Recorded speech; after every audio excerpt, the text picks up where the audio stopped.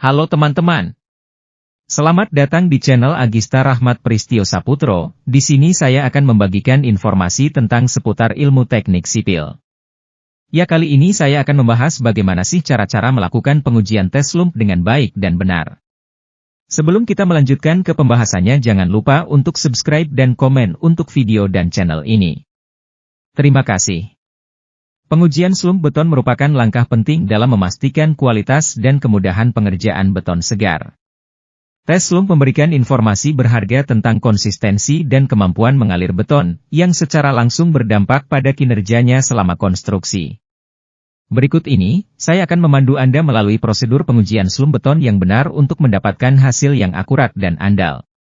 Memahami SLUMP beton. SLUMP beton mengacu pada penurunan vertikal atau deformasi yang terjadi ketika sampel campuran beton segar dibiarkan mengalir dan menyebar di bawah beratnya sendiri. Pengukuran SLUMP memberikan wawasan tentang kadar air, distribusi agregat, dan kemampuan kerja campuran beton secara keseluruhan. Peralatan dan bahan. Untuk melakukan uji SLUMP yang tepat, Anda memerlukan peralatan dan bahan berikut. Contoh campuran beton SLUMP kon standar atau dimodifikasi tamping rod standar atau dimodifikasi pelat dasar non-penyerap pita pengukur atau penggaris stopwatch sarung tangan dan alat pelindung persiapan. A. Aduk beton secara menyeluruh untuk mencapai konsistensi yang seragam.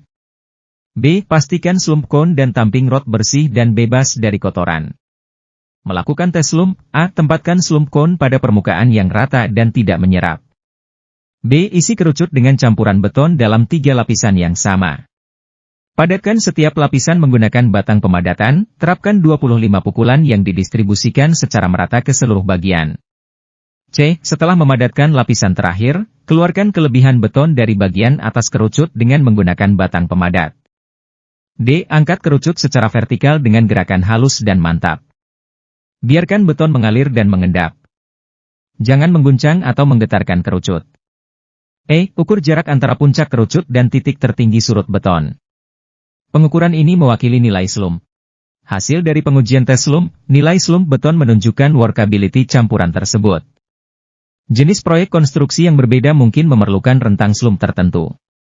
Kategori SLUMP umum meliputi, SLUMP sejati, jatuhkan beton tanpa gerakan lateral yang signifikan.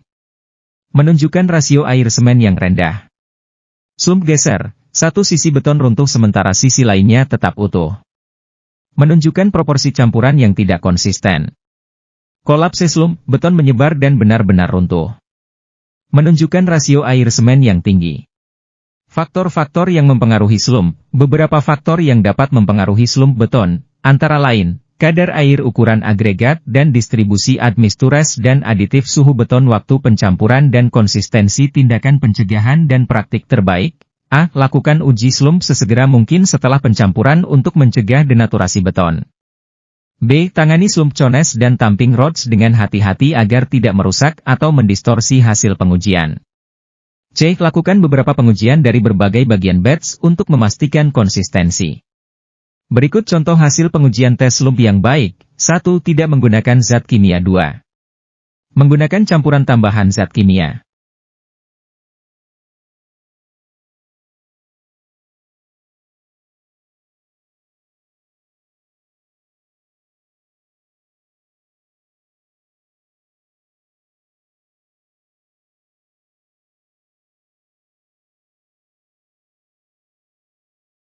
Jadi pengujian SLUMP beton yang akurat sangat penting untuk menilai kemampuan kerja dan kualitas beton segar. Dengan mengikuti prosedur yang benar yang diuraikan dalam artikel ini, profesional konstruksi dapat membuat keputusan tentang proporsi campuran beton dan memastikan bahwa beton yang dihasilkan memenuhi standar yang diperlukan untuk aplikasi konstruksi yang berbeda. Sekian dari video ini. Semoga bermanfaat bagi kita semua. Kami tidak sabar untuk membawa Anda lebih banyak konten bermanfaat di masa mendatang. Tetaplah bersama kami dan sampai jumpa.